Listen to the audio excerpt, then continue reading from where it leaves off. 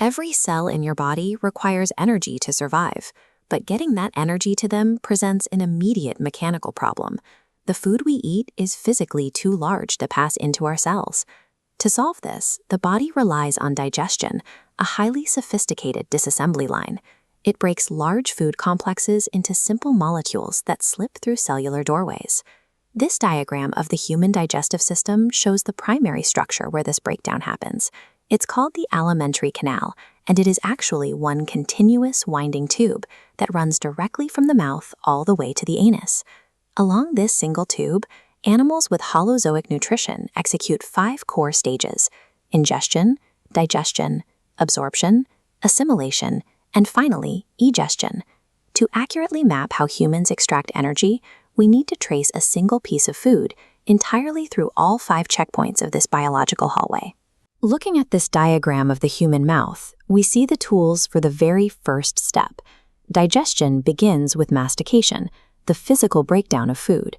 Different types of teeth act like different tools to cut, tear, and grind large pieces into smaller bits. But physical crushing is only half the process.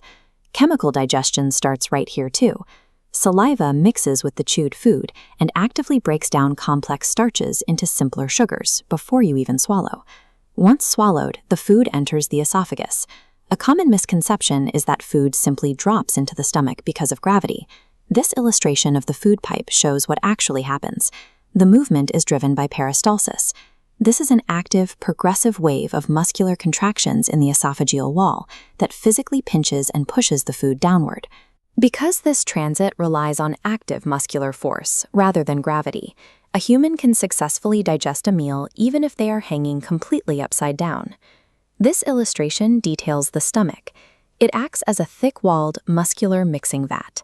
As it churns the food, the lining of the stomach produces 3 distinct secretions to continue the chemical disassembly. First, hydrochloric acid creates a highly acidic environment to kill incoming bacteria. Second, a thick layer of mucus protects the stomach's own walls from that acid.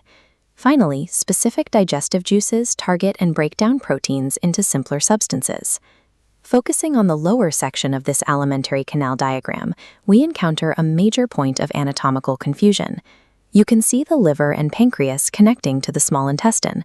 Notice how they sit completely off to the side. Food never enters them. Instead, they act as purely external delivery services. The liver produces bile to break down stubborn fats, and the pancreas secretes juices to target remaining carbohydrates and proteins. They pump these chemicals directly into the main tube. Through this highly coordinated chemical drop-off, the small intestine becomes the ultimate site where the breakdown of carbs, fats, and proteins is fully completed. Now that the food is fully broken down into microscopic particles, it has to leave the digestive tube and cross over into the rest of the body. This cross-section shows the inner lining of the small intestine, covered in tiny finger-like villi. Inside each is a dense network of blood vessels. Absorption is this crossover. Simple nutrients pass from the intestine, through the villi, into the bloodstream. Let's pause for a quick recall check. With nutrients successfully absorbed into the blood, which of the original 5 steps are left? And what handles the remaining water and waste? Absorbing nutrients is a massive milestone, but the system isn't finished. We still have to utilize that extracted fuel and eliminate whatever the body couldn't break down. To resolve our active recall, the undigested waste moves here, to the large intestine.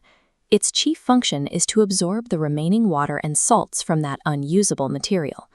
The remaining semi-solid waste is stored in the rectum until it is pushed out of the body through the anus. This final removal step is called egestion. Meanwhile, the absorbed nutrients circulating in the blood enter the final stage, assimilation. This is the distinct process where the body's actual cells take in those nutrients to build new tissue and generate energy. This matrix shows the precise separation of labor across the system. Digestion requires knowing which organ produces which secretion and exactly what kind of food it is designed to dismantle.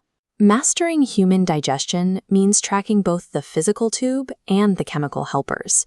Together, they ensure that the large, complex food we eat is systematically reduced into the exact microscopic fuel